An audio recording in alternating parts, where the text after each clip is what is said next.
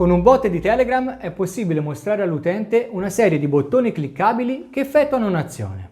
Sono Michele e se vuoi scoprire il mondo di AppScript a 360 gradi, dai fogli di Google automatizzati a trucchi, funzioni e applicazioni da utilizzare nel quotidiano, iscriviti al mio canale perché sei nel posto giusto. Tornando al nostro bot di Telegram, ti mostro subito come realizzarlo. In un altro mio video sull'argomento ho mostrato come creare un bot che pone una domanda all'utente, attende la sua risposta e in base al testo inserito fornisce a sua volta una risposta pertinente in modo automatico. Nel caso specifico veniva richiesto di inserire il nome di un cocktail e il bot si prendeva cura di cercarlo all'interno di un foglio Google per poi indicare gli opportuni ingredienti e la modalità di preparazione.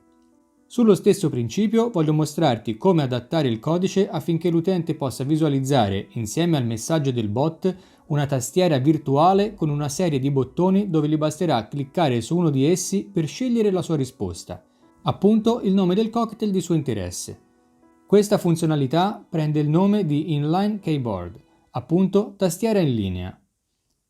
Vado ora a dettagliare il codice da inserire nell'editor di script di Google AppScript per poi passare a mostrarti il risultato finale. Le funzioni setWebHook e sendMessage sono le stesse già presentate negli altri video sull'argomento. Se inizi ora con i bot di Telegram ti consiglio il mio video su come crearne uno in 5 minuti che ti servirà da base per tutte le tue integrazioni di funzionalità. La funzione che ho chiamato sendKeyboard effettua la stessa cosa di sendMessage, ovvero invia un messaggio all'utente. Tuttavia, dovendo gestire parametri più avanzati rispetto ad un semplice messaggio di testo, come appunto l'oggetto che conterrà le informazioni della nostra tastiera virtuale, sfrutta il metodo post e la sua sintassi è diversa. Nel caso specifico, il codice rimane sempre il seguente. Quello che ci interessa sono i parametri che accettano ingresso, che sono, come nel caso precedente, l'id della chat in cui scrivere e il testo da mostrare, con in più l'oggetto JSON della tastiera in linea. Questo oggetto è definito nella funzione doPost, che ricordo che in Google AppScript è la prima ad essere chiamata ogni volta che la web app viene sollecitata. Nella sua struttura, per ogni elemento che voglio che venga visualizzato sotto forma di bottone, deve essere indicato il testo che comparirà nel bottone e il nome di riferimento che sarà passato al bot di Telegram per fargli capire dove è avvenuto il click, in modo da agire di conseguenza attivando una funzione di callback. Dal momento che il bot deve riuscire a capire se si tratta di un messaggio generico dell'utente oppure del click sulla tastiera virtuale che gli abbiamo proposto, diventa di centrale importanza inserire un'istruzione condizionale che verifica appunto se si tratta di un callback o di un normale inserimento di un messaggio di testo. È proprio in questo secondo caso che il bot mostrerà all'utente i bottoni cliccabili. Dopo aver recuperato il riferimento alla chat dove scrivere e le informazioni di nome e cognome dell'utente per poterlo salutare e indicargli quello che dovrà fare, passiamo il tutto alla funzione sendKeyboard che abbiamo descritto con appunto l'oggetto JSON della tastiera.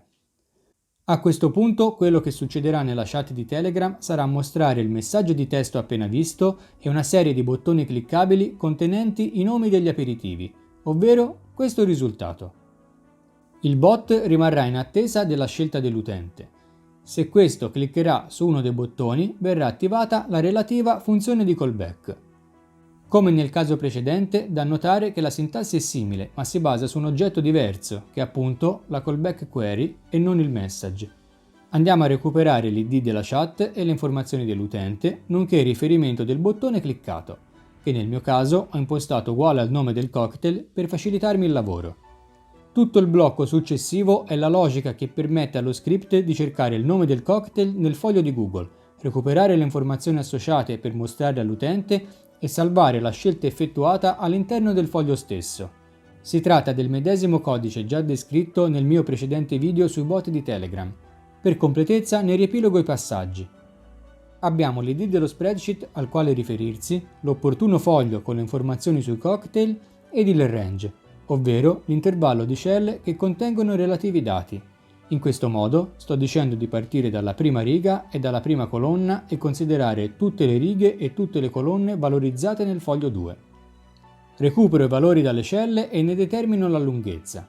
In questo modo posso effettuare un ciclo su ogni riga e verificare se il testo del messaggio dell'utente, che mi aspetto sia il nome di un cocktail, corrisponde a quello presente nella prima cella di ciascuna riga.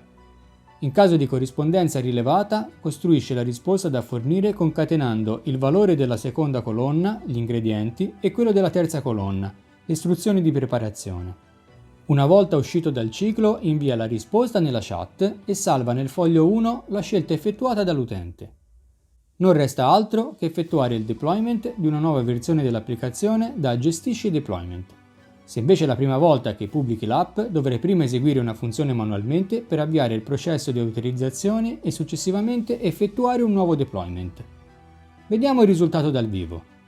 Inizio con un saluto che, essendo un messaggio di testo generico e non un'azione di ritorno dal clic su un bottone che non ho ancora visualizzato, ottengo in risposta il benvenuto e l'invito a scegliere il nome di un drink tra quelli selezionabili nella tastiera virtuale che appare subito dopo il messaggio. Cliccando ad esempio su Spritz, ecco che prontamente mi vengono fornite le informazioni che mi permettono di prepararlo. Posso cliccare anche su un altro elemento, come il Manhattan, ed ecco che il bot si opera per cercare la risposta nel mio foglio Google e mostrarla nella chat di Telegram. Allo stesso tempo, le mie selezioni sono state salvate in ordine cronologico nel foglio 1. Fammi sapere nei commenti cosa ne pensi di questo tutorial oppure se hai un dubbio o un suggerimento che vuoi darmi. Rinnovo l'invito a iscriverti al mio canale se ancora non l'hai fatto per rimanere aggiornato sull'uscita dei prossimi video e a presto, ciao!